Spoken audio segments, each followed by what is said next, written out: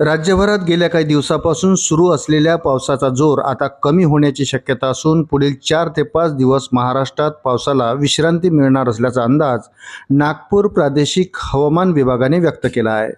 बंगालच्या उपसागरात सध्या कोणताही कमी दाबाचा पट्टा तयार होण्याची चिन्हे नसल्याने राज्यात व्यापक स्वरूपाच्या पावसाची शक्यता कमी असल्याचे हवामान विभागाचे शास्त्रज्ञ डॉक्टर प्रवीण कुमार यांनी सांगितले।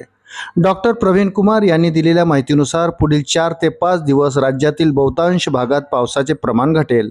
काही ठिकाणी हलक्या ते मध्यम स्वरूपाच्या सरी पडू शकतात, मात्र राज्यभर मुसळधार पावसाची शक्यता सध्या दिसत नाही आहे।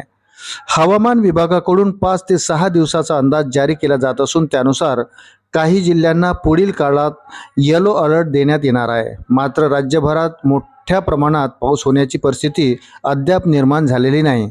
सध्या बंगालच्या उपसागरात कोणतीही प्रभावी हवामान प्रणाली सक्रिय नसल्यामुळे पावसाला पोषक परिस्थिती निर्माण झालेली नाही।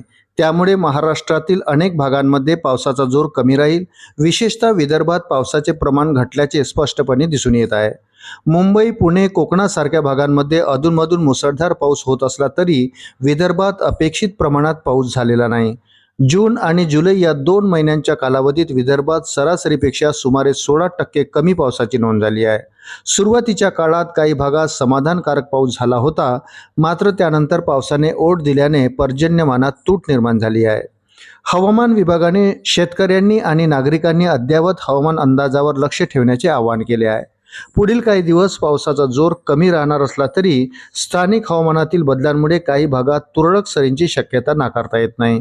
त्यामुळे हवामान विभागाकडून वेळोवेळी जारी करण्यात येणारे इशारे आणि अंदाज लक्षात घेऊन नियोजन करण्याचा सल्ला देण्यात आला आहे। दरम्यान पुढील 4 ते 5 दिवसांनंतर बंगालच्या उपसागरात नवीन हवामान प्रणाली तयार झाल्यास राज्यातील काही जिल्ह्यांमध्ये पुन्हा पावसाची शक्यता निर्माण होऊ शकते। मात्र सध्याच्या परिस्थितीनुसार महाराष्ट्रात पावसाचा जोर कमी राहणार आहे। अशाच नवनवीन अपडेटसाठी व्हिडिओला लाईक आणि चॅनलला सबस्क्राईब जरूर करा। धन्यवाद।